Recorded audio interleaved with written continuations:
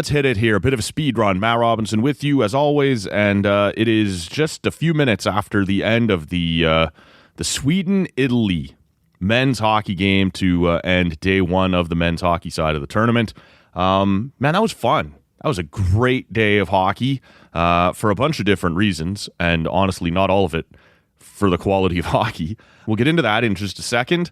I also want to mention it is going to be just me for this one. I probably will do a couple of these throughout the rest of the Olympics just because it's easy to jump on quick when it's, you're not looking around for a guest and whatever else. So if that's your thing, great. You'll probably be well served here over the next few days. If it isn't, we'll still keep the regular guest shows coming. We have a great one up right now at tallcanaudio.com or on your podcast feed with Nick Ashbourne, talking NHL trade deadline, talking Blue Jays spring training, and a couple different things like that with him, plus our show with Bunda, which was a bit more wide-ranging, some Super Bowl in there.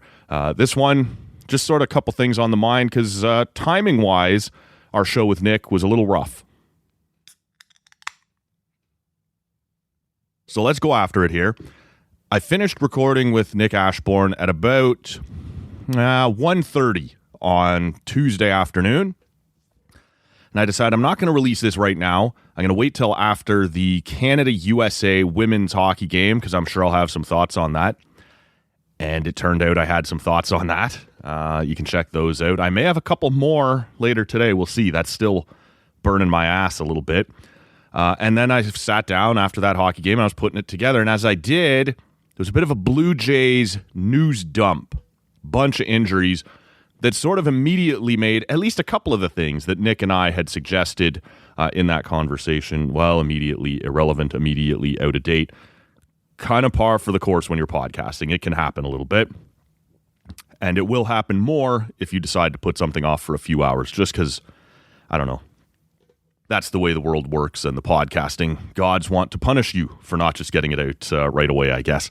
So I may get into that in a few minutes as well, the Blue Jay injury update, but that's why that might have been a little bit out of date when we were talking to Nick by the time you heard it. So I did want to address that as well. We'll get to it. Two really fun hockey games today to start the men's hockey tournament. By the time some of you are hearing this, it'll probably be right around the time Canada's getting ready to kick off their tournament against Czechia. But on day one, we saw Slovakia versus Finland. And then after that, the host Italians take on Sweden. Let's start with the first one, Finland-Slovakia. And this is always interesting when you do get into the early days of an international tournament. You kind of get to see how international coaches, how national team coaches view their players versus how we view them as fans in the NHL. And you don't have to look any further than Mikko Rantanen after 2 periods while you're struggling to score, only having played 8 minutes. And look, that guy has been a top-end player in the National Hockey League for a long time, a producer in clutch situations, and they had put him on a line with Roope Hintz and Michael Granlund. That felt like it was going to be Finland's top line, and I'm sure it will be, and I'm sure it'll get going. But there was a couple times where that line went out without Rantanen, and that makes no sense to me, especially when you're struggling, especially when you're trailing and the Slovaks are putting up a fight. And look, obviously the Slovaks end up winning this game. It is an upset. I don't think it's the monumental upset some people are claiming that it is, and it is an upset. Like, I was surprised. I would have picked Finland, all of that stuff. But Slovakia is no pushover, and in international hockey, in a tournament like this, you've got their goalie there, Halavai. He's like the 5th stringer in Minnesota's system, playing in the AHL down in Iowa with like an .870 save percentage in the AHL. So you're not expecting much. And all of a sudden, he comes out and plays a fantastic game, and now the Finns are in trouble. And you see this in international hockey, right? Especially in these sorts of short tournaments. It can really burn you when you get to the quarterfinals or some sort of other elimination game. Luckily, this is just round robin, and I think the Finns will be fine. But once they kind of got behind the 8 ball, and there is enough talent on that Slovakian roster, enough veterans, enough guys who've been around for a little while, even guys like Thomas Tatar and, for better or worse, Martin Marincin. There are guys who can play a little bit. And we're not more than, 2 years removed, 3 years removed from that 2022 draft. I guess we're about to be 4 years removed, Matt. It's pretty simple math. Where Slovaks went 1-2 in the draft when it was Simon Nemec and Juraj Slafkovský to Montreal and New Jersey, respectively. So these guys can play a little bit. And if they're going to get goaltending, they'll be a tough out. And the Finns can show you that now. And the Finns themselves are a tough out. I don't think this will change much for them moving forward, but it does sort of leave you wondering what's happening there. Why are you sort of slow playing Rantanen? Why is UC Saros, not really up to snuff here? And maybe that's unfair. It's not like you got lit up, but there was at least one of the goals there. You're kind of like, yeah, come on, man. But good for the Slovaks, right? Juraj Slafkovský scores 2. After dominating the 2022 Olympics as a 17-year-old before he was even drafted into the NHL. I believe he's now up to 9 goals in the Olympics after playing 7 games in 2022 and now 1 game here. If he's going to lead them and if he's going to get going, clearly they're going to be a tough out. And, again, if this AHL goaltender, Halavai, can step up and give them solid minutes here. Look, it's the Olympics. It's a single elimination tournament. Things happen fast. Maybe this is a one-off. Maybe the Finns dominate from here and the Slovaks go back to being Cinderella. Who knows? But maybe not. Sometimes these national teams have a good system. They have a good belief in each other and what they do. And if you can get any kind of goaltending, you can cause problems for a good team. And, we saw the Finns, after what happened to them last year before the Four Nations and all the defensemen they lost, they get Esa Lindell and Nero Heiskanen playing together, that Dallas pair. That would be their top pair, and it's going to be good. That pushes Mikko Mikkola down onto the second pair. That makes a little bit more sense, but it does get thin after that. You're rolling out Olli Mata, Nicholas Matanpalo, I don't believe dressed in this one. He may or may not moving forward. It gets thin, but I think you expect more from Finland. But it's fun when your country isn't playing to watch an upset like that. And like I said, I don't think this was the miracle on ice kind of upset, but an upset nonetheless. And that's already a tough pool with the Swedes in it as well. And yeah, if the Slovaks aren't going to be a pushover, then, man, things get really interesting there really fast.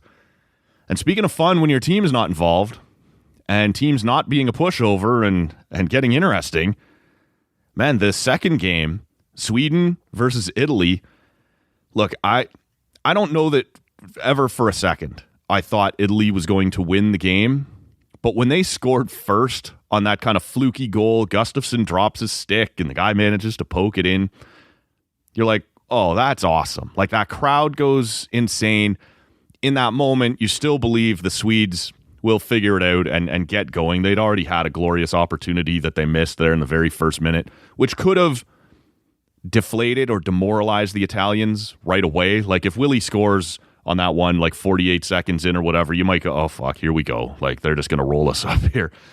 But you score first. You keep it tight for a while. You lead for a while. Even though the Swedes do come back and tie it up, I don't know, was it 6-8 minutes later? It stays tight the rest of the way. And they talked about it on the broadcast. The more that happens, the more it goes to your legs if you're Italy, right? Like, you start to believe a little bit. And can you get the Swedes to a point where they start to go, oh, fuck, are we going to be this team? Every tournament, there's one. Every Olympics, there's one major nation who kind of gets rolled in a way that isn't expected. We've seen it be Sweden before back in 2002, and in that one, it happened to be in a quarterfinal where there's no chance to rebound. Like, I don't think the Swedes would have been worried at all when that first one goes in. You'd be annoyed, but I don't think you'd be worried yet. But the fact that through 2 periods, you're still tied at 2, you're sort of like, fuck, like, this shouldn't be happening. These are guys that are playing in the Italian league. They're guys from around Europe. They're guys who played junior hockey in Canada back in the day. Like, this Swedish team should not be struggling with this Italian team. And yet, the further you get into it, man, it gets tougher and tougher, right? Damian Clara, the goaltender for Italy, had a hell of a day. Like, 6'6", Some incredible saves, just staying and he got absolutely peppered. He left the game with like 13 minutes left in the third period, and he'd already made like 45 saves or whatever it was. The Swedes finish with 60 shots on goal by the time regulation is over, but by then this poor kid has had to be replaced. I don't know exactly what happened. Like everyone assumes, and I think it was the save he makes on Pettersson on the breakaway where he has to do the big stretch and hold his foot against the post and whatever else. That probably is what happened.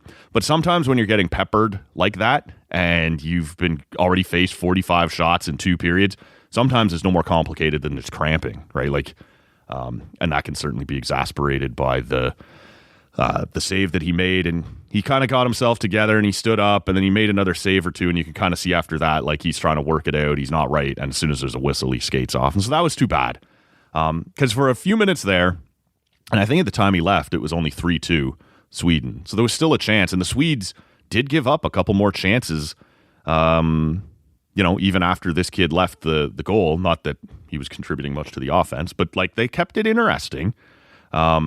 But it reminds you of that Kristers Gudlevskis from Latvia, who almost did it to Canada. Again, in an elimination game, in a quarterfinal. We've talked about this before in 2014. Canada just peppering this kid and can't get it by him. And you're stuck, knotted up, and you're worried like, oh my God, is the terrible thing going to happen here? Again, this wasn't quite that level of tension because it was only the round robin. But this kid, Damian Clara, almost put his name on that list. Like, you don't remember Kristers Gudlevskis if Canada beats them, even like 4-1. They don't get blown out, but it's not really all that close either. It's just another game at the Olympics. The fact that he almost did the thing to Canada is the reason that we remember that name. And this kid kind of put himself on that level. It's a shame he couldn't finish it off. The thing that stood out to me was how sloppy the Swedes looked, especially in the first period. And maybe it's to be expected. It's your first game.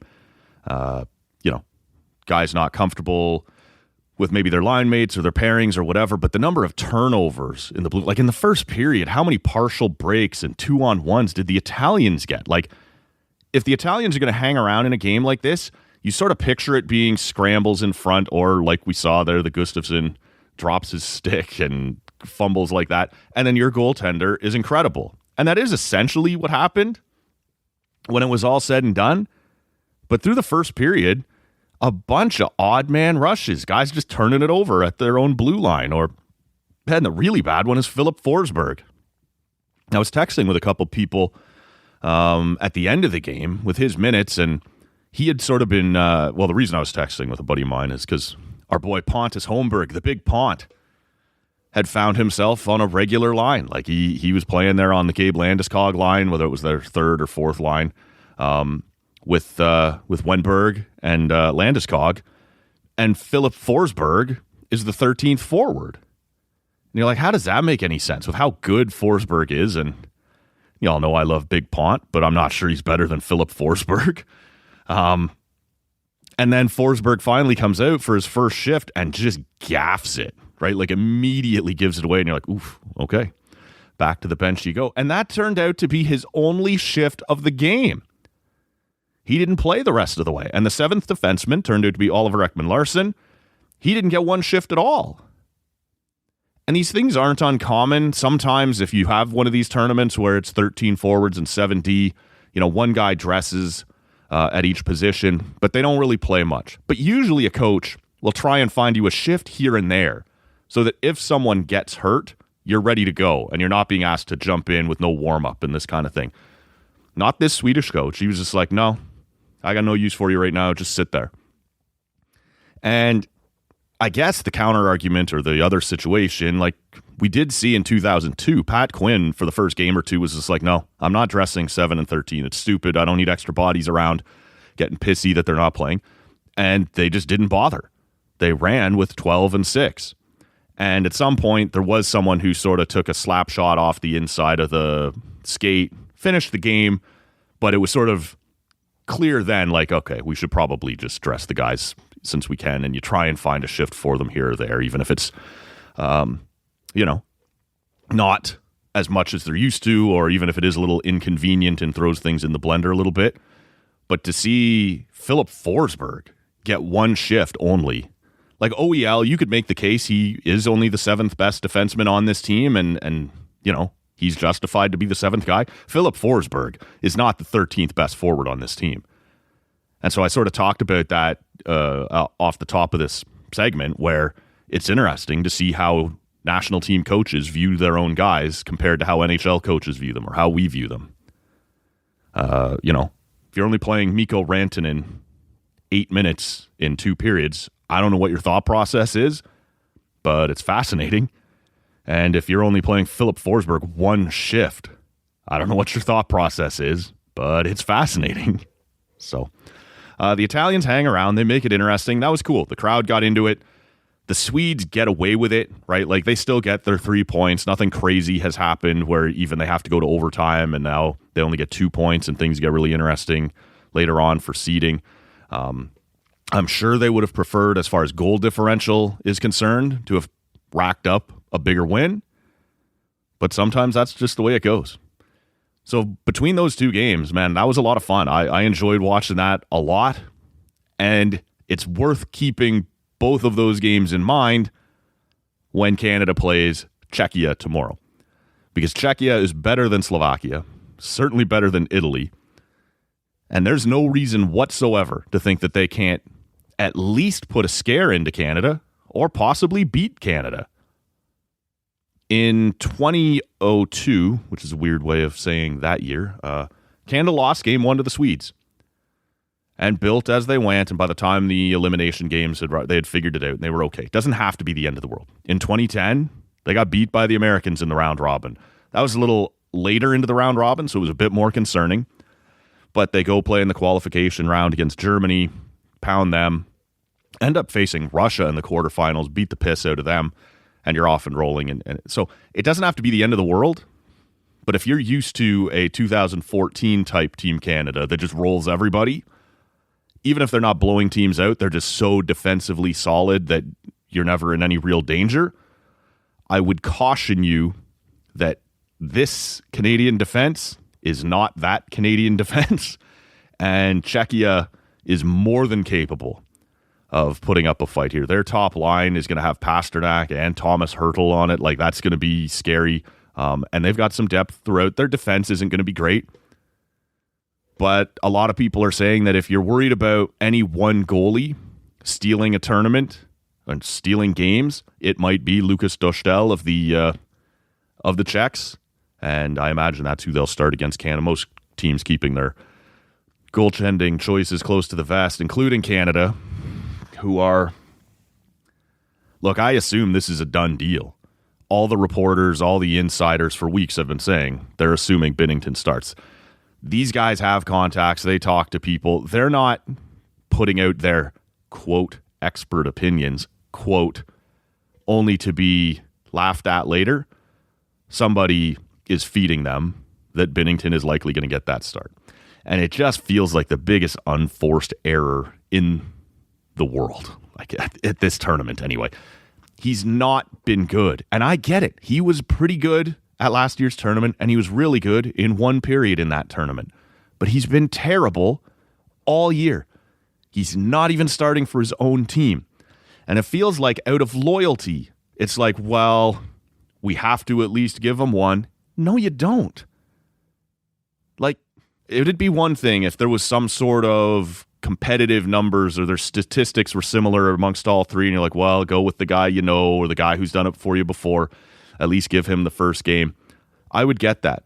Jordan Binnington is, statistically speaking, the second worst goaltender in the National Hockey League this year. You owe him nothing. You shouldn't have picked him. You shouldn't have selected him. He shouldn't be here. And now that he's here, you're going to double down and start him. What are you doing? Unforced error. And I imagine if they lose to Czechia, or it's just a higher scoring game against Czechia than they want it to be, then they can defend themselves, whether it be to the media or to the room or to him, and say, hey, we gave you this shot. We're going to start someone else tomorrow because, there is a back-to-back here. And if that goes better, we'll stick with that guy. But that is such performative nonsense. This is pro sports. You show up and you go, we got three guys. These two are the best two. Third guy, you're up in the box. Sorry, Binnington. You're lucky to be here at all. I'm sure you got your sweet little Lululemon kit that everybody got when they arrived at the village. That's your reward, man. Thanks. Go sit over there.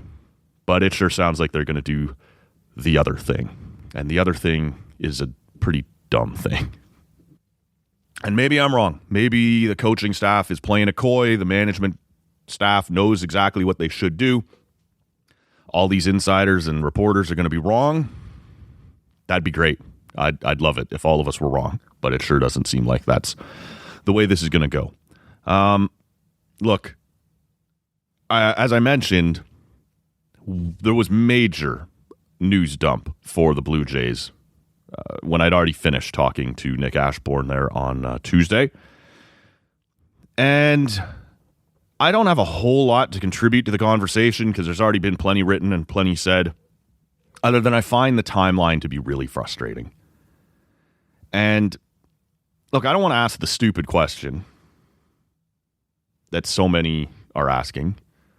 It's like, well, I guess if you missed it, Anthony Santander, after missing most of last year, is now going to miss most of this year. He's going to go have surgery on his shoulder this week. And of course, your O-Dogs and your whatever else. Why is he only having the surgery now? Athletes ramp up as spring training gets closer. And I guess that's when he aggravated it and it still didn't feel right. And so, look, I have some time for the idea that, hey, you were hurt all last year. You shouldn't expect a normal ramp up. You should have been at work a bit in December and through early January. So you would know. But that's not what happened. I guess towards the end of January, it tweaked and he's going to go and he's going to miss 5 or 6 months. I don't know what's going on with Bowden Francis, who pitched a couple months last year, wasn't any good, then was hurt. He was supposed to show up ready to go this year, healed up and fixed up. He's going to literally miss the entire season with UCL reconstruction. So he's done. I don't know how much you were counting on him to be great. I think he was going to be depth, and that depth took a hit with him. Shane Bieber has forearm fatigue before spring training starts. So that's not a good sign. As far as Santander goes, look, it's bad. And when you sign a player at that age who plays the way he does to a contract that everyone acknowledged was at least a year too long, you're counting on getting your value early. Okay, the first 2 or 3 years, you hope he's really good. And if the last 2 aren't any good, well, at least you've gotten those 3 good years out of him, and it'll be painful later, but that'll be fine. Well, it's still going to be painful later, and you haven't gotten anything out of him in year 1. And now I guess we're not supposed to expect to get anything out of him until August. And if you recall, there was all this talk about him being a slow starter. So I'm not really expecting we're going to get anything out of him again this year. And now, how are you ever going to recoup your value? Now, look, these contracts are insured, so the Blue Jays will be getting some relief that way. A lot of the money was deferred. They're getting some relief that way. But this is a bad scene. And perhaps for no more reason than you needed that bat. To whatever degree you believed he was going to bounce back, whether you thought he was going to go all the way back to being a 40 home run guy, you did need that pop in your lineup, somewhere around the 5-hole, switch hitter that could probably get you at least 25 home runs. And now you don't have it. And with Bo leaving, some question marks around Okamoto, Springer another year older. Can Lucas do it again? What's Davis Schneider going to look like? Ernie Clement, is he up? Is he down? There's just a lot of guys here, and he was a question mark, and now you don't even have the positive side of the question mark. We're like, well, maybe it's good. Maybe he does really bounce back well. It's like, no, actually, it's going to be literally 0. And it's kind of late to expect to go find a good left-handed bat to support Vlad. And when you look at this lineup, look, there's some good pieces. I think the lineup will be fine. I just don't think the lineup's going to be great. And like, I don't want to see Davis Schneider or Nathan Lucas in the 2-hole again in front of Vladdy. He's got to, those are like 5 or 6-hole guys, 7-hole guys maybe. And I think you have a lot of that. A lot of middle of the lineup bats that are probably going to be pretty good, but you're lacking a bit at the top of the lineup. And Santander, had he come back and ramped up properly and gotten himself back into form, would have at least been a possibility to be towards the top of the lineup. Maybe not the 2-hole. Like, that doesn't make a ton of sense for him. But it would have been, and it's gone now. Bowden Francis, I got nothing to say on Bowden Francis. It is what it is. He was going to be depth. You needed some depth, especially with the Shane Bieber news, and I do have some thoughts on that. Look, a lot of people got criticized, and I chose not to take a real big side on this when it happened because I thought both were reasonable theories. But right after the World Series, Shane Bieber opts in to his Blue Jays contract. A lot of people said, he's leaving money on the table. Why would he do that? He knows there's something up with that arm still after coming off Tommy John. The other side of the conversation is, I'm happy here. We are on a good team, really fun clubhouse by all accounts. And maybe I'll spend one more year here to really build up my value before I go out into free agency. Both were reasonable enough opinions or theories to my mind. So I didn't really take a strong side on it, but I saw people get ripped for voicing the first one. Oh, you're too cynical. Why do you got to be so negative? Maybe he just wanted to stay. It looks now an awful lot like he took the security. I know I've got some forearm fatigue. Things were a little up and down here when I did come back. I know I'm going to have to work through some things. I don't know what it's going to look like for me out there in free agency. Let's just take the money the Blue Jays are offering me here because of my player option, and I'll work it out over the course of the next season. And that's going to be, I guess, on the Blue Jays to endure, because when he arrived, they said it's forearm fatigue. They're not even ready to start ramping him up. He will miss the beginning of the season. And maybe I'm being overly negative, but with a situation like this and a player like this, coming off an injury like this, I think you have to assume you're going to get nothing out of him this year either. Now, that you could be pleasantly surprised. By May, maybe he's ready to go. Takes him a little time to find his form again. And for the second half, you have a perfectly serviceable middle of the rotation guy. That's possible. But you have to prepare now like that's not what's about to happen. Because not everybody comes back from Tommy John and has it go perfectly smooth and they immediately find their rhythm again. And, he's dealing with this now. And it's a forearm thing. Like, forearms in baseball, when you're a pitcher, you don't ever want to be hearing the word forearm, as our friend Keegan Matheson said in his article today. So, look, maybe he'll be fine. But it sure looks like that first theory, the cynical theory, I'm just going to lock in, take my money here, and figure this out as a Blue Jay rather than risk it in free agency, is what happened. And here we are at spring training. He's not going to be good to go. And now the Bowden Francis news does matter to you a little more. And now the fact that Jose Barrios is still here and that you didn't trade him over the offseason makes a lot more sense, and you may end up needing him. Eric Lauer is still here. We just heard he lost his arbitration case. I don't know how that's possible with how valuable he was to the team last year. But he's still around and will be stretched out. So, look, you still got guys, right? You're going to be okay. You've brought in Dylan Cease. You have Kevin Gausman and Cody Ponce and Trey Savage. And you can use Jose Barrios, presumably, as your fifth starter and be okay. But your depth, when other guys do start getting hurt, because guys always start getting hurt, it's a long season, has been chipped away at. And so that's irritating.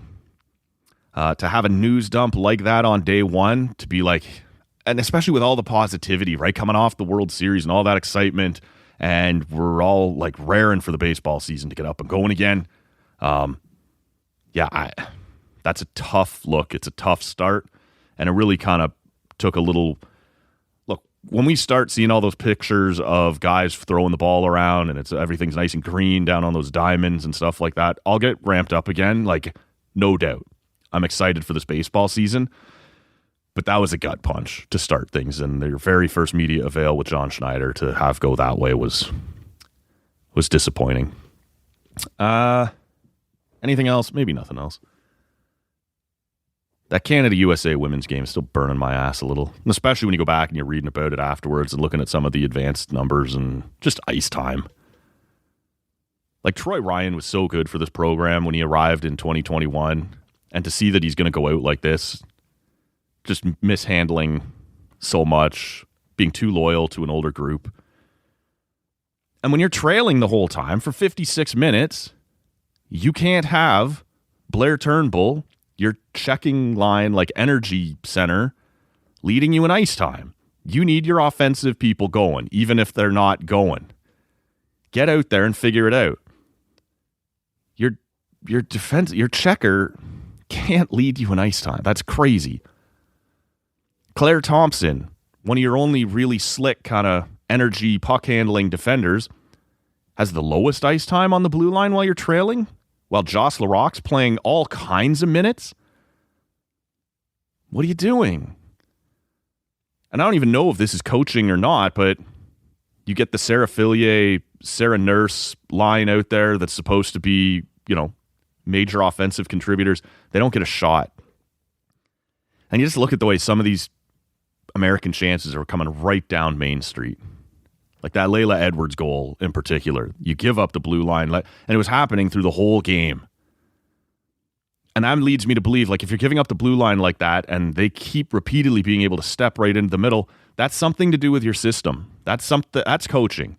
These players aren't all stupid. Like, they're not terrible defenders. They're not all the ones that I would have chose, but they're not bad players. And if they're constantly giving up that exact same lane, that's coaching. That's the system they're playing, and it's the wrong one, clearly. Anyway, it was a bad day at the office, bad game. But we beat that into the ground yesterday. Canada fires things up on Thursday against Czechia, and then the Americans play Latvia. I was going to say that should be pretty comfortable for the Americans, but I would have said the Italians would have been comfortable for the Swedes. So we'll see how things shake loose. I have a feeling, and I don't know, I can't say for sure, but I have a feeling there'll be one or two more of these, possibly as soon as after those two games, where I just come in, bang out a couple thoughts quickly, and roll on until we reach the usual Monday morning show where I get a little company. But we'll see how it shakes loose. If I'm cranky enough, maybe I won't want to. Plus, the game's in the morning. You're not going to have a couple beers with it and then want to come in and chit-chat, feeling a little buzzed. I don't want to be that guy firing up the pints at 10 a.m. At least not in the round robin. Maybe in a semi, maybe in a gold medal game. Probably not in the round robin. That'll be it for today. Thanks for listening, everybody. We'll see you on the next one.